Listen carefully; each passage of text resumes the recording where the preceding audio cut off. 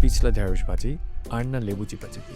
আজকে ২ টা মজার রেসিপি শেয়ার করব যেটা খেয়ে বলবেন প্রথমে ঢেঁড়সগুলোকে ধুয়ে একদম শুকিয়ে নিতে হবে যেন কোনো রকমের পানি না থাকে। দিয়ে একটা প্লেটে রেখে দিব। পাত্রে একটু আমরা তেল গরম করে এর মধ্যে জিরা দিয়ে দিব। জিরাটা গরম হলে এর মধ্যে গার্লিক দিব। আর আমাদের বৌদি আর দাদাদের জন্য আপনার গার্লিক না খেলে অল্প একটু হিং দিলেও হবে। তারপর মোটা মোটা করে কাটা পেঁয়াজগুলোকে আমরা ভেজে নিব যতক্ষণ না পর্যন্ত এটার একটা হালকা সোনালি রং এসে যায়।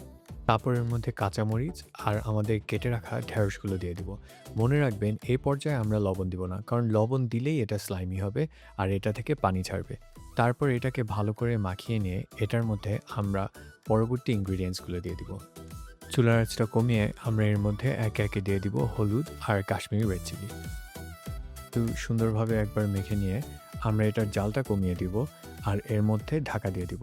মনে রাখতে হবে এখানে জানি আমরা একটু গ্যাপ রাখি, কারণ গ্যাপ থেকে এটার বাষ্পগুলো বের হয়ে যাবে আর পানিও চলে যাবে।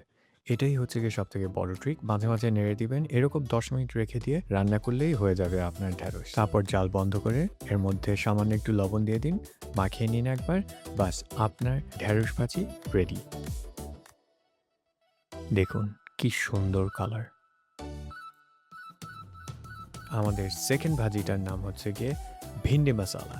এটা আপনার মাংসের সাথে বা কোনো মাটন কারির সাথে খেতে যে এত মজা লাগে না করলে বুঝবেন না। তো প্রথমে আমরা একটা তেলের মধ্যে ঢেঁড়সগুলো কেটে ব্যাচে ব্যাচে করে আমরা ফ্রাই করে নিব হালকা ব্রাউন কালার আসা পর্যন্ত। এক্সেস অয়েলটা আমরা পাশে সরিয়ে রাখবো আর এর মধ্যে দিয়ে দিব থিনলি করে কাটা অনিয়ন। পেঁয়াজগুলো আমরা ততক্ষণ ভাজবো যতক্ষণ না পর্যন্ত এটা সফট হয়ে আসে। একদম গার্লিক জিঞ্জার দিয়ে দিব। গার্লিক জিঞ্জার দিয়ে ৩০ সেকেন্ডের মতো রান্না করে এর মধ্যে আমাদের টমেটো দিয়ে দিব।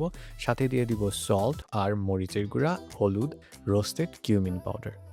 এই সবগুলো উপাদান একবার দিয়ে আমরা ৫ থেকে ৭ মিনিট এটা কুক করব যতক্ষণ না পর্যন্ত এটা থেকে তেল ছেড়ে দেয়। তেল ছেড়ে দেওয়ার পর আমরা এটার মধ্যে আগে থেকে ভেজে রাখা ঢেঁড়সগুলো দিয়ে দিব। ঢেঁড়সগুলো দিয়ে দেওয়ার পর একবার সুন্দর মতো মাখিয়ে নিব। এই পর্যায়ে আমরা কোনো আর রান্না করব না। তারপর লাস্টে ফিনিশিং দিব সামান্য একটু গরম মশলা। এটা টোটালি অপশনাল, বাট এটা দিলে অনেক মজা লাগে। আর মনে হয় না আর কিছু দরকার আছে এই খাওয়ার পর। গাইস, আমি আর কথা বলতে পারতেছি না। আমি এটা এখন বসে মজা করে খাবো। ইনশাল্লাহ নেক্সট ভিডিওতে দেখা হবে।